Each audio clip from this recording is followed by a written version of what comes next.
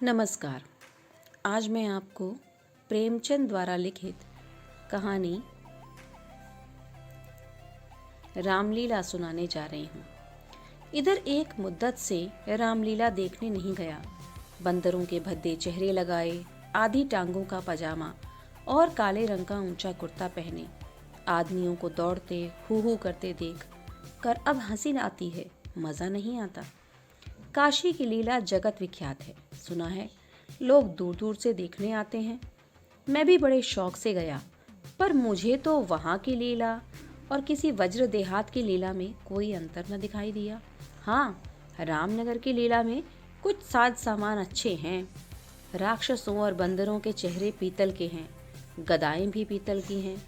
कदाचित वनवासी भ्राताओं के मुकुट सच्चे काम के हैं, लेकिन साज सामान के सिवा वहाँ भी वही हू हू के सिवा और कुछ नहीं। फिर भी लाखों आदमियों की भीड़ लगी रहती है। लेकिन एक जमाना वह था जब मुझे भी रामलीला में आनंद आता था। आनंद तो बहुत हल्का सा शब्द है, वह आनंद उन उन्माद से कम न था। संयोगवश उन दिनों मेरे घर से बहुत थोड़ी दूर पर रामलीला का मैदान था, और जिस घर में लीला पात्रों का रूप रंग भरा जाता था वह तो मेरे घर से बिल्कुल मिला हुआ था। 2 बजे दिन से पात्रों की सजावट होने लगती थी। मैं दोपहर से ही वहां जा बैठता और जिस उत्साह से दौड़ दौड़ कर छोटे मोटे काम करता, उस उत्साह से तो आज अपनी पेंशन लेने भी नहीं जाता। एक कोठरी में राजकुमारी का श्रृंगार होता था। उनकी देह में रामरज पीस कर पोती जाती, मुंह पर पाउडर लगाया जाता और पाउडर के ऊपर लाल, हरे, नीले रंग की बुंदकियां लगाई जाती। सारा माथा, भौहें, गाल, ठोड़ी बुंदकियों से रच उठती थी। एक ही आदमी इस काम में कुशल था। वही बारी बारी से तीनों पात्रों का श्रृंगार करता था। रंग की प्यालियों में पानी लाना, रामरज पीसना, पंखा झलना मेरा काम था। जब इन तैयारियों के बाद विमान निकलता तो उस पर रामचंद्र जी के पीछे बैठकर मुझे जो उल्लास, जो गर्व, जो रोमांच होता था, वह अब लाट साहब के दरबार में कुर्सी पर बैठकर भी नहीं होता। एक बार जब हम मेंबर साहब के व्यवस्थापक सभा में मेरे एक प्रस्ताव का अनुमोदन किया था, उस वक्त मुझे कुछ उसी तरह का उल्लास, गर्व और रोमांच हुआ था। हाँ, एक बार जब मेरा ज्येष्ठ पुत्र नायब तहसीलदारी में नामजद हुआ, तब भी ऐसी ही तरंगे मन में उठी थी। पर इनमें और उस बाल विह्वलता में बड़ा अंतर है। तब ऐसा मालूम होता था कि मैं स्वर्ग में बैठा हूँ। निषाद नौका लीला का दिन था। मैं 2-4 लड़कों को बहकाने में आकर गुल्ली डंडा खेलने लगा था। आज श्रृंगार देखने न गया। विमान भी निकला, पर मैंने खेलना न छोड़ा। मुझे अपना दांव लेना था। अपना दांव छोड़ने के लिए उससे कहीं बढ़कर आत्मत्याग की ज़रूरत थी, जितना मैं कर सकता था। अगर दांव देना होता तो मैं कब का भाग खड़ा होता, लेकिन पदाने में कुछ और ही बात होती है। खैर, दांव पूरा हुआ। अगर मैं चाहता तो धांधली करके 10-5 मिनट और पदा सकता था। इसकी काफ़ी गुंजाइश भी थी, लेकिन अब इसका मौका न था। मैं सीधे नाले की तरफ दौड़ा। विमान जल तट पर पहुंच चुका था। मैंने दूर से देखा, मल्लाह किश्ती लिए आ रहा है। दौड़ा, लेकिन आदमियों की भीड़ में दौड़ना कठिन था। आखिर जब मैं भीड़ हटाता, प्राण पण से आगे बढ़ता, घाट पर पहुंचा तो निषाद अपनी नौका खोल चुका था। रामचंद्र पर मेरी कितनी श्रद्धा थी। अपने पीठ की चिंता न करके उन्हें पढ़ा दिया करता था, जिसमें वह फेल न हो जाए। मुझसे उम्र में ज़्यादा होने पर भी वह नीची कक्षा में पढ़ते थे, लेकिन वही रामचंद्र नौका पर बैठे इस तरह मुंह फेरे चले जाते थे, मानो मुझसे जान पहचान ही नहीं। नकल में भी असल की कुछ न कुछ बू आ ही जाती है। भक्तों पर जिनकी निगाह सदा ही तीखी रही है, वह मुझे क्या उबारते। मैं विकल होकर उस बछड़े की भांति कूदने लगा, जिसकी गर्दन पर पहली बार जुआ रखा गया हो। कभी लपक कर नाले की ओर जाता, कभी किसी सहायक की खोज में पीछे की तरफ दौड़ता, पर सब के सब अपनी धुन में मस्त थे। मेरी चीख पुकार किसी के कानों तक न पहुंची। तब से बड़ी बड़ी विपत्तियां झेली, पर उस समय जितना दुख हुआ उतना फिर कभी न हुआ। मैंने निश्चय किया कि अब रामचंद्र से न कभी बोलूँगा, न कभी खाने की कोई चीज़ ही दूंगा। लेकिन ज्यों ही नाले को पार करके वह पुल की ओर लौटे, मैं दौड़कर विमान पर चढ़ गया और ऐसा खुश हुआ मानो कोई बात ही न हुई थी। रामलीला समाप्त हो गई। राजगद्दी होने वाली थी, पर न जाने क्यों देर हो रही थी। शायद चंदा कम वसूल हुआ था। रामचंद्र की इन दिनों कोई भी बात न पूछता था। न घर जाने की न छुट्टी मिलती थी, न भोजन का ही प्रबंध होता था। बाकी सारे दिन कोई पानी को नहीं पूछता, लेकिन मेरी श्रद्धा अभी तक ज्यों की त्यों थी। मेरी दृष्टि में अब भी रामचंद्र ही थे। घर घर मुझे खाने की कोई चीज़ मिलती, वह लेकर रामचंद्र को दे आता। उन्हें खिलाने में मुझे जितना आनंद मिलता था, उतना आप खा जाने में भी न मिलता। कोई मिठाई या फल पाते ही मैं बेतहाशा चौपाल की ओर दौड़ता। अगर रामचंद्र वहाँ न मिलते तो उन्हें चारों ओर तलाश करता, और जब तक वह चीज़ उन्हें न खिला देता मुझे चैन न आता। खैर, राजगद्दी का दिन आया। रामलीला के मैदान में एक बड़ा सा शामियाना ताना गया। उसकी खूब सजावट की गई। वैश्याओं के दल भी आ पहुँचे। शाम को रामचंद्र की सवारी निकली और प्रत्येक द्वार पर उनकी आरती उतारी गई। श्रद्धानुसार किसी ने रुपए दिए, किसी ने पैसे। मेरे पिता पुलिस के आदमी थे, इसलिए उन्होंने बिना कुछ दिए ही आरती उतारी। उस वक्त मुझे जितनी लज्जा आई उसे बयां नहीं कर सकता। मेरे पास उस वक्त संयोग से 1 रुपया था। मेरे मामा जी दशहरे के पहले आए थे और मुझे 1 रुपया दे गए थे। उस रुपये को मैंने रख छोड़ा था। दशहरे के दिन भी उसे खर्च न कर सका। मैंने तुरंत वह रुपया लाकर आरती की थाली में डाल दिया। पिताजी मेरी ओर कुपित नेत्रों से देखकर रह गए। उन्होंने कुछ कहा तो नहीं, लेकिन मुंह ऐसा बना दिया जिससे प्रकट होता था कि मेरी इस दुष्टता से उनके रौब में बट्टा लग गया। रात के 10 बजते बजते यह परिक्रमा पूरी हुई। आरती की थाली रुपयों और पैसों से भरी हुई थी। ठीक तो नहीं कह सकता, मगर अब ऐसा अनुमान होता है कि 400-500 रुपये से कम न थे।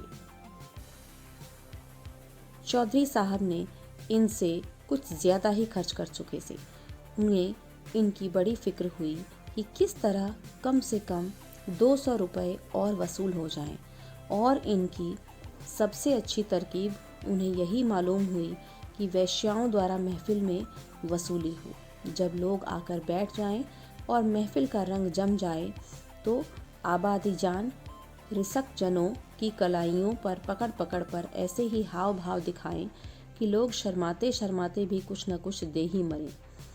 आबादी जान और चौधरी साहब में सलाह होने लगी। मैं संयोग से उन दिनों प्राणियों की बातें सुन रहा था। चौधरी साहब ने समझा होगा कि यह लौंडा क्या मतलब समझेगा, पर यहाँ ईश्वर की दया से अक्ल के पुतले थे। सारी दास्तान समझ में आती जाती थी। चौधरी, सुनो आबादी जान, यह तुम्हारी ज्यादती है। हमारा और तुम्हारा कोई पहला साबिका तो है नहीं।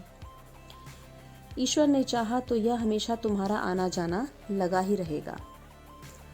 अब की चंदा बहुत कम आया, नहीं तो मैं तुमसे इतना इसरार न करता। आबादी जान, आप मुझसे भी जमींदारी चाले चलते हैं क्यों? मगर यहाँ हुजूर की दाल न गलेगी। वाह, रुपए तो मैं वसूल करूं और मूंछों पर ताव आप दें। कमाई का अच्छा ढंग निकाला है। इस कमाई से तो वाकई आप थोड़े दिनों में राजा हो जाएंगे। उसके सामने जमींदारी झुक जाएगी। बस कल से ही एक चकला खोल लीजिए, खुदा की कसम मालामाल हो जाएंगे। चौधरी, तुम दिल लगी करती हो और यहाँ काफिया तंग हो रहा है। आबादी जान, तो आप भी तो मुझी से उस्तादी करते हैं। यहाँ आप जैसे काइयों की रोज उंगलियों पर नचाती हूँ मैं। चौधरी, आखिर तुम्हारी मंशा क्या है? आबादी जान, जो कुछ वसूल करूँ उसमें आधा मेरा आधा आपका। लाइए, हाथ मारिए। चौधरी, यही सही है। आबादी जान, अच्छा, तो पहले मेरे 100 रुपए गिन दीजिए, पीछे से आप असलेट करने लगेंगे। चौधरी, वाह, वह भी लोगी और यह भी? आबादी जान, अच्छा, तो आप क्या समझते थे कि अपनी उजरत छोड़ दूंगी? वाह री आपकी समझ, खूब क्यों न हो, दीवाना बकारे दरवेश होशियार। चौधरी, तो क्या तुमने दोहरी फीस लेने की ठानी है? आबादी जान, अगर आपको 100 दफे गरज है तो, वरना मेरे 100 रुपए तो कहीं गए नहीं। मुझे क्या कुत्ते ने काटा है जो लोगों की जेब में हाथ डालती फिरूं? चौधरी की एक न चली, आबादी जान के सामने दबना पड़ा। नाच शुरू हुआ। आबादी जान बला की शेख औरत थी, एक तो कमसिन, उस पर हसीना, और उसकी अदाएं तो इस गजब की थीं कि मेरी तबीयत भी मस्त हुई जाती थी। आदमियों को पहचानने का गुण भी उसमें कुछ कम न था। जिसके सामने बैठ गई उससे कुछ न कुछ ले ही लिया। 5 रुपए से कम तो शायद ही किसी ने दिए हों। पिताजी के सामने भी वह बैठी। मैं मारे शर्म के गड़ गया। जब उसने उनकी कलाई पकड़ी तब तो मैं सहम उठा। मुझे यकीन था कि पिताजी उसका हाथ झटका देंगे और शायद दुत्कार भी देंगे, किंतु यह क्या हो रहा है?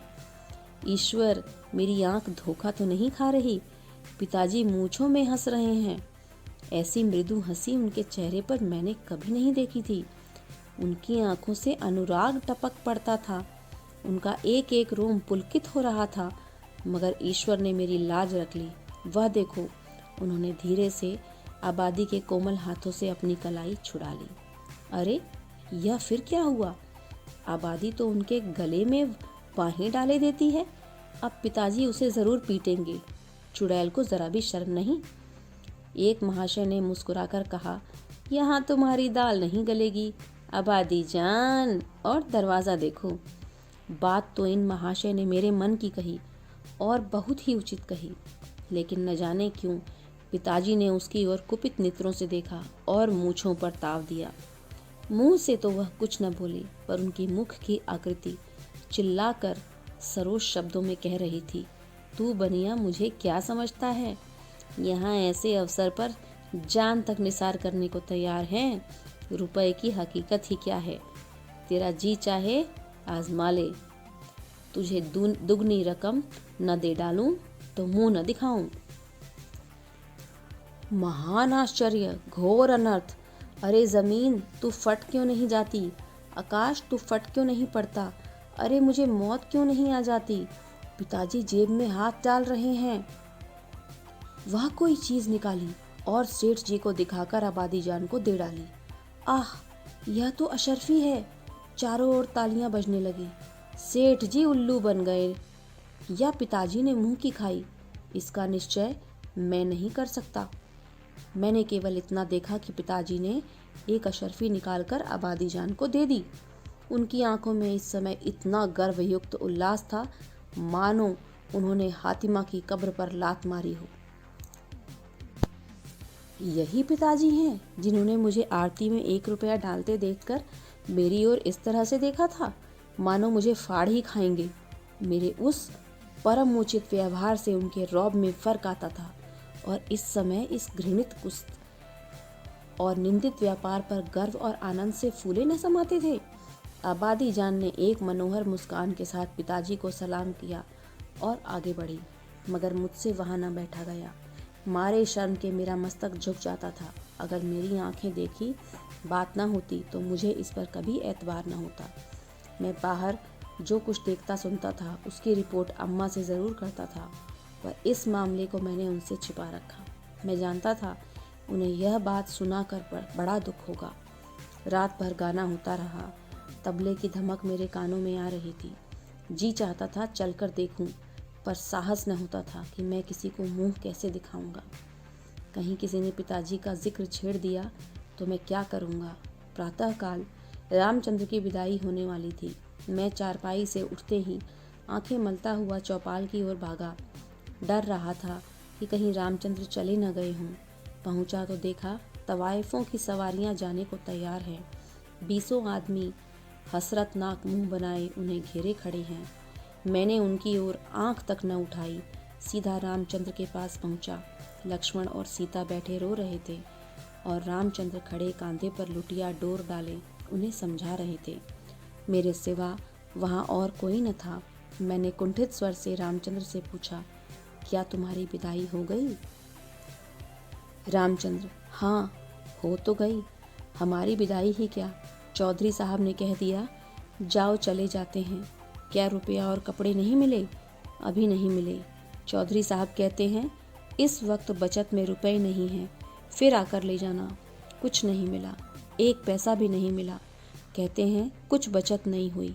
मैंने सोचा था कुछ रुपए मिल जाएंगे तो पढ़ने की किताबें ले लूँगा, सो कुछ न मिला। राह खर्च भी नहीं दिया। कहते हैं कौन दूर है, पैदल चले जाओ। मुझे ऐसा क्रोध आया कि चलकर चौधरी को खूब आड़े हाथों लूँ। वैश्याओं के लिए रुपए, सवारियाँ, सब कुछ, पर बेचारे रामचंद्र और उनके साथियों के लिए कुछ भी नहीं। जिन लोगों ने रात को आबादी जान पर 10-10, 20-20 रुपए निछावर किए थे, उनके पास क्या इनके लिए 2-2, 4-4 आने पैसे भी नहीं? पिताजी ने भी तो आबादी जान को एक अशर्फी दी थी। देखूं इनके नाम पर क्या देते हैं। मैं दौड़ा हुआ पिताजी के पास गया। वह कहीं तफ्तीश पर जाने को तैयार खड़े थे। मुझे देखकर बोले, कहाँ घूम रहे हो? पढ़ने के वक्त तुम्हें घूमने की सोचती है? मैंने कहा, गया था चौपाल। रामचंद्र विदा हो रहे थे, उन्हें चौधरी साहब ने कुछ नहीं दिया, तो तुम्हें इसकी क्या फिक्र पड़ी है? वह जाएंगे कैसे? पास राह खर्च भी तो नहीं है। क्या कुछ खर्च भी नहीं दिया? यह चौधरी साहब की बेइंसाफी है। अगर आप 2 रुपया दे दें तो मैं उन्हें दे आऊं, इतने में शायद वह घर पहुंच जाएं। नहीं है, यह कहकर वह घोड़े पर सवार हो लिए। उस दिन भी पिताजी से मेरी श्रद्धा उठ गई। मैंने फिर कभी उनकी डांट टपट की परवाह नहीं की। मेरा दिल कहता, आपको उपदेश देने का कोई अधिकार नहीं है। मुझे उनकी सूरत से चिढ़ हो गई। वह जो कहते मैं ठीक उसका उल्टा करता। यद्यपि इसमें मेरी हानि हुई, लेकिन मेरा अंतःकरण उस समय विप्लवकारी विचारों से भरा हुआ था। मेरे पास 2 आने पैसे पड़े हुए थे। मैंने पैसे उठा लिए और जाकर शर्माते शर्माते रामचंद्र को दे दिया।